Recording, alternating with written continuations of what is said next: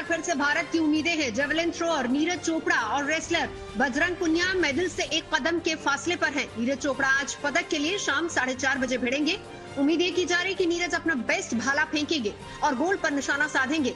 उनका व्यक्तिगत सर्वश्रेष्ठ 88.07 मीटर है। ओलंपिक में नीरज चोपड़ा ने अपने पहले ही प्रयास में 86.65 मीटर की दूरी तक भाला फेंककर फाइनल के लिए क्वालिफाई किया था। अभी ओलंपिक्स में नीरज चोपड़ा टॉप 12 खिलाड़ियों में शीर्ष है। वहीं रेसलिंग में बजरंग पुनिया का भी आज अहम मुकाबला है। वो कांस्य पदक के लिए आज अहम मुकाबले में टकराएंगे। कल सेमीफाइनल के मुकाबले में पुनिया अजरबैजान के खिलाड़ी से हार गए थे। अब आज वो आरओसी की खिलाड़ी से भिड़ेंगे। बजरंग पुनिया का दांव काफी मजबूत माना जा रहा है। पुनिया कांस्य पदक के लिए दोपहर में दावेदारी पेश करेंगे और अगर इसमें जीत मिलती है तो ओलंपिक में ये भारत के सर्वश्रेष्ठ प्रदर्शन की बराबरी होगी। पूरा देश उनके मेडल जीतने के लिए दुआएं कर रहा है। कल ओलंपिक्स के मुकाबले में भारतीय महिला हॉकी टीम ब्रिटेन के हाथों 3-4 से रोमांचक मुकाबले में भले ही हार गई हो, लेकिन खिलाड़ियों की और पूरी टीम की जमकर तारीफ हो रही है। हार से निराश खिलाड़ियों से कल प्रधानमंत्री नरेंद्र मोदी ने फोन पर बात की थी और सभी खिलाड़ियों के साथ साथ कोच से भी बात हुई थी। बिल्कुल निराश नहीं होना है और कितने दशकों के बाद हॉकी भारत की पहचान फिर से एक बार पुनर्जीवित हो रही है। आपके लोगों की मेहनत से हो रही है।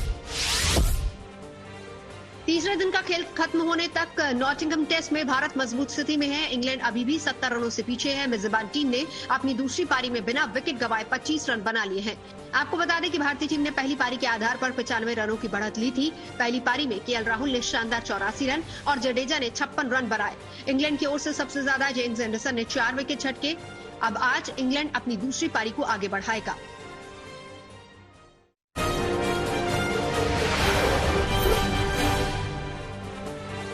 देश में कोरोना वैक्सीनेशन का आंकड़ा 50 करोड़ के पार हो गया है। स्वास्थ्य मंत्री मनसुख मंडाविया ने शुक्रवार को सोशल मीडिया पर इसकी जानकारी दी। उन्होंने कहा कि कोरोना से लड़ाई में भारत ने ऐतिहासिक उपलब्धि हासिल की है। सभी को बधाई और स्वास्थ्य कर्मियों का धन्यवाद। बीजेपी के राष्ट्रीय अध्यक्ष जेपी नड्डा आज 2 दिनों के यूपी दौरे पर पहुंच रहे हैं। आज जेपी नड्डा लखनऊ में जिला पंचायत अध्यक्षों और ब्लॉक प्रमुखों के सम्मेलन को संबोधित करेंगे। इसके बाद वो विधानसभा चुनाव के प्रभारियों के साथ बैठक करेंगे। शाम में जेपी नड्डा बीजेपी के नेताओं से मुलाकात कर विधानसभा की चुनावी रणनीति पर चर्चा करेंगे।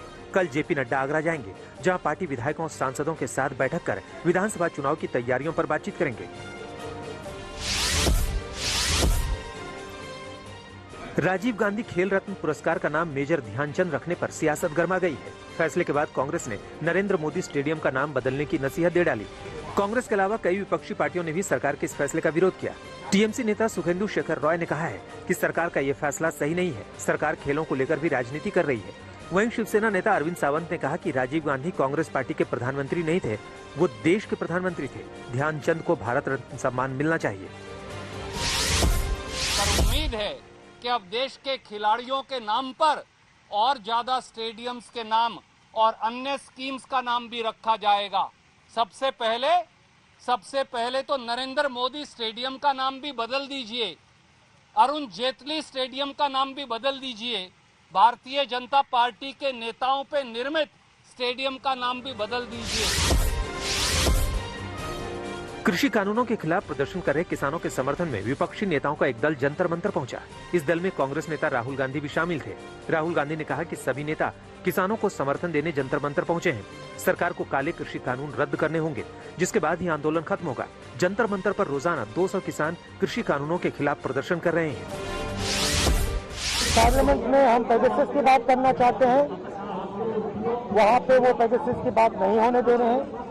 नरेंद्र मोदी जी हर हिंदुस्तानी के फोन के अंदर घुस गए हैं और यहाँ पे हम किसानों को, हिंदुस्तान के सब किसानों को अपना पूरा का पूरा समर्थन देने आए। बहुत बहुत धन्यवाद। गिरफ्तारी के खिलाफ राज कुंद्रा की याचिका पर बॉम्बे हाई कोर्ट आज अपना फैसला सुनाएगा। इस बीच अश्लील फिल्मों के मामले में गिरफ्तार राज कुंद्रा की मुश्किलें बढ़ सकती हैं। जानकारी के मुताबिक राज कुंद्रा के खिलाफ उनकी कंपनी वियान के 4 प्रमुख कर्मचारियों ने बयान दिया है। ये चारों कर्मचारी राज कुंद्रा की कंपनी से जुड़े थे। अब ये चारों क्राइम ब्रांच की जाँच में मदद कर रहे हैं। इन गवाहों के जरिए क्राइम ब्रांच को मनी ट्रांजैक्शन को लेकर कई जानकारियां मिली है, जिससे राज कुंद्रा पर शिकंजा और कस सकता है।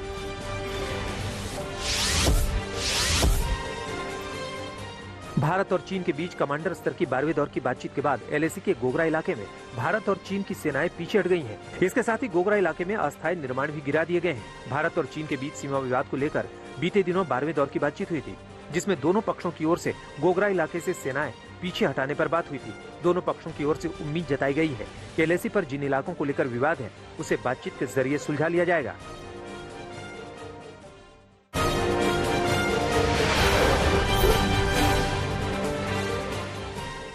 उत्तराखंड के चमोली से एक बार फिर से लैंडस्लाइड की तस्वीरें सामने आई हैं।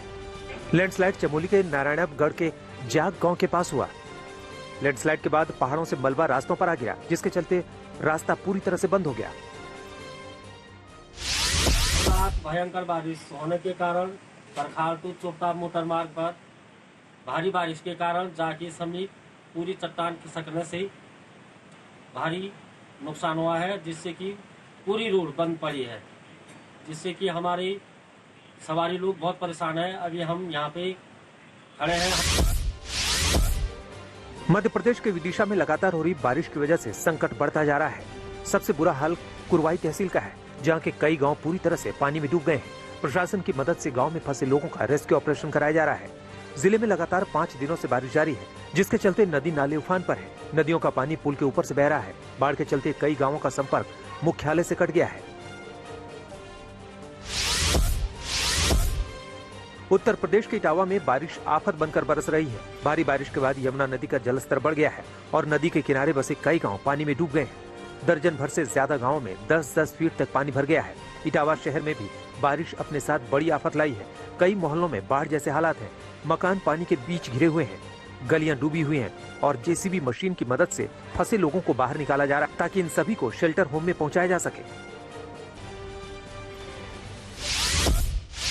हमें रात को पता चला हम लोगों को। पानी घर में भर गया था। घर में तक है, उसके बाद घुटनों तक। सवेरे फोन किया था मुन्ना ने, बस सामने वालों ने, फिर क्या कहना है यहाँ से JPG पहुंची है, जब निकाल के लाई हम लोगों को। शहर में घुसे सैलाब ने जालौन शहर की भी सूरत बिगाड़ दी है। कई इलाकों में पानी ही पानी नजर आ रहा है और एक जगह से दूसरी जगह जाने के लिए लोगों के पास सिर्फ नावों का ही सहारा है। नदी के बढ़ते जलस्तर से लोग डरे हुए हैं। बाढ़ के संकट के बीच SDRF की टीमों ने मोर्चा संभाल रखा है, ताकि बारिश की मार के बीच लोगों को जल्द राहत पहुंचाई जा सके। चारों तरफ से मतलब गांव की घेराबंदी कर रखी है पानी में। कितना पानी बढ़ गया है? काफी 96 से मतलब रिकॉर्ड टूट गया है। 96 में बाढ़ आई थी, उसका रिकॉर्ड टूट गया। कुछ संपर्क मार्ग भी टूटे हैं क्या? जी, जोई का जो मार्ग है बीकेपुर का मार्ग टूट गया है। कंजौसा पुल का जो बकेवर के लिए है मार्ग वो बंद हो गया है। वाराणसी में गंगा नदी का जलस्तर लगातार बढ़ रहा है। गंगा की उफनाई लहरों ने घाटों को अपनी आगोश में ले लिया है, जिसके चलते लोगों को काफी दिक्कतों का सामना करना पड़ रहा है। वाराणसी में गंगा नदी का जलस्तर प्रति घंटा 6 सेंटीमीटर तक बढ़ रहा है, जिसने लोगों को चिंता में डाल दिया है। वाराणसी में अगर गंगा का जलस्तर इसी रफ्तार से बढ़ता है तो आने वाले दिनों में घाट से सटे कई इलाके तक पानी पहुंच सकता है। नाविकों को दिक्कत ये होता है ना सर, कि नाविकों को ये दिक्कत होती है कि उन लोगों को जैसे नाव बांधने का बड़ी समस्या है। भाई नाव बढ़ेगी तो स्वाभाविक सी बात है, जगह कम है तो आदमी की दिक्कत होगा ही। तो ऐसी कोई दिक्कत भी नहीं है। अगर देखा जाए तो कोई दिक्कत नहीं, दिक्कत है तो बहुत कुछ है, लेकिन दिक्कतों में आदमी क्या कर लेगा। भाई वो साल भर 1 साल में तो उनको आना है, और ये हर साल हम लोगों को 2 महीना 3 महीना करीब दिक्कत रहती है।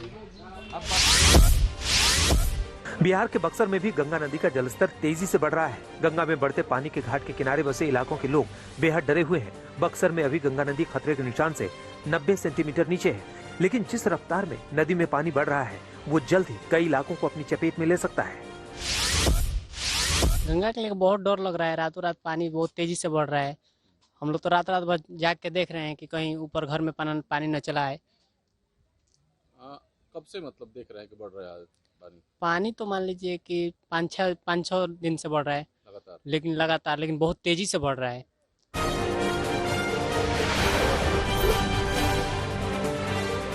यूपी के बांदा में लगातार हो रही बारिश से नदियों ने रौद्र रूप अख्तियार कर लिया है। यमुना नदी का जलस्तर खतरे के निशान से ऊपर है। सहायक नदियां केन और चंद्रावल में भी पानी अचानक बढ़ने लगा है और इसकी वजह से दर्जन भर रास्ते डूब गए हैं। 12 से अधिक गांवों का संपर्क मुख्य मार्गों से टूट गया है। बाढ़ प्रभावित क्षेत्रों में नावों की मदद से ही लोग आ जा रहे हैं। जिला प्रशासन का दावा है कि बाढ़ चौकियों को सतर्क कर दिया गया है। खतरे वाले स्थानों में पुलिस की तैनाती कर दी गई है। मुंगेर में देश के 52 शक्तिपीठों में से एक चंडिका स्थान तक पानी भर गया है।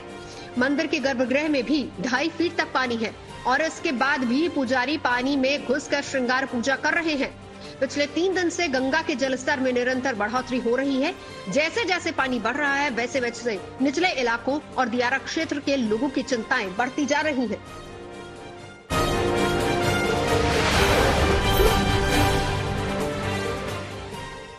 उत्तर प्रदेश के बहराइच में मारपीट का वीडियो वायरल हुआ है। वीडियो में देखा जा रहा है कि कैसे शख्स की पिटाई हो रही है। बताया जा रहा है कि ये वीडियो बहराइच के बस स्टेशन में बनी कैंटीन का है। जानकारी के मुताबिक सुमो से आए कुछ दबंगों को कैंटीन संचालक ने कैंटीन में शराब पीने से मना किया, जिसके बाद दबंगों ने उसे पीटा। आरोप है कि दबंगों ने कैंटीन में लूटपाट भी करने की कोशिश की। पुलिस की माने तो 3 लोग गिरफ्तार किए जा चुके हैं।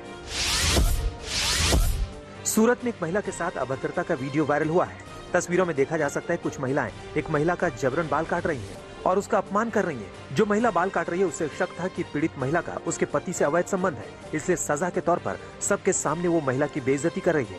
ये वायरल वीडियो पलसाना तहसील का बताया जा रहा है। वीडियो वायरल हुआ तो पुलिस ने आरोपी महिला और उसके साथ 2 पुरुष आरोपियों को भी गिरफ्तार कर लिया है। बिहार के सुपौल में एक युवक की दिन दहाड़े गोली मारकर हत्या कर दी गई। हत्या के बाद आक्रोशित लोगों ने जमकर हंगामा किया। मामला किशनपुर थाना क्षेत्र का है। हत्या के बाद आक्रोशित लोगों ने शव को बाजार की सड़क पर रखकर हंगामा किया। जिन्हें काबू में करने के लिए पुलिस को बल प्रयोग करना पड़ा। आक्रोशित लोग पुलिस से आरोपियों को गिरफ्तार करने की मांग कर रहे थे। यूपी क्राइम ब्रांच की टीम ने सोशल साइट पर युवक युवतियों से दोस्ती कर ठगी करने वाले नाइजीरियाई मोसिस को महिला साथी डैनी को भी कानपुर से गिरफ्तार कर लिया। गिरफ्तार महिला मूल रूप से शिलोंग की रहने वाली है और ये फर्जी कस्टम अधिकारी बनकर लोगों को ठगती थी। इस गिरोह से जुड़े कई और लोग भी पुलिस के रडार पर हैं। सोशल मीडिया के जरिए आरोपी महंगे गिफ्ट का लालच देते थे और इसी बहाने लोगों से पैसे ठगते थे।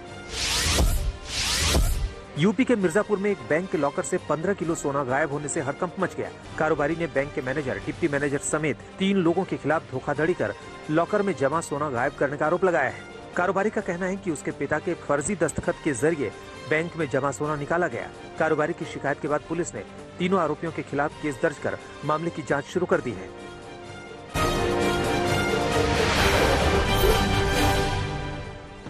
हांगकांग में लोकतंत्र समर्थक मुहिम को कुचलने में लगे चीन को अमेरिका ने जवाब दिया है। राष्ट्रपति बाइडेन ने हांगकांग के लोगों को अमेरिका में रहने और 18 महीने के लिए देश में काम करने की अनुमति दे दी है। हांगकांग में चीन के लागू किए गए नए राष्ट्रीय कानून और अन्य कड़े नियमों की प्रतिक्रिया में अमेरिका ने एक कदम उठाया है। द्वितीय विश्व युद्ध के दौरान जापान के हिरोशिमा में परमाणु हमले की 76वीं बरसी पर श्रद्धांजलि सभाओं का आयोजन किया गया। जापान के प्रधानमंत्री योशिहिदे सुगा ने मारे गए लोगों को श्रद्धासुमन अर्पित किए। ग्रीस के जंगलों में लगी आग का तांडव जारी है। लास वेगास में किसानों की फसलें और पशुओं के आग की चपेट में आने से भारी नुकसान हुआ है। आग से प्रभावित प्राचीन ओलंपिया में लोगों को सुरक्षित जगहों पर पहुंचाने का काम भी लगातार जारी है। ऑस्ट्रेलिया में रैपिड एंटीजन और वैक्सीनेशन को अनिवार्य नहीं किया जाएगा। कोरोना महामारी को लेकर बनाए गए नेशनल कैबिनेट की 50वीं मीटिंग में प्रधानमंत्री स्कॉट मॉरिसन ने ऐलान किया है और बोला कि संक्रमण को रोकने के लिए कॉन्टैक्ट ट्रेसिंग जारी रहेगी। चीन की घरेलू वैक्सीन सोनावैक को कोरोना के डेल्टा और गामा वेरिएंट पर इमरजेंसी इस्तेमाल की मंजूरी मिल गई है। चीन में नए वेरिएंट से कोरोना के मामले लगातार बढ़ रहे हैं। डेल्टा के मामले बढ़ने से चीन में कोरोना की वापसी के संकेत मिल रहे हैं। साउथ अमेरिका की मुख्य नदी पराना में ग्लोबल वार्मिंग की वजह से सूखा पड़ गया है। 77 साल बाद इस सूखे ने ब्राजील की मुश्किलें बढ़ा दी हैं। पराना नदी से 4 करोड़ लोगों को पीने का पानी मिलता है, लेकिन नदी के सूख जाने के बाद हालात बिगड़ गए हैं। फिश फार्मिंग के व्यवसाय पर भी बुरा असर पड़ा है।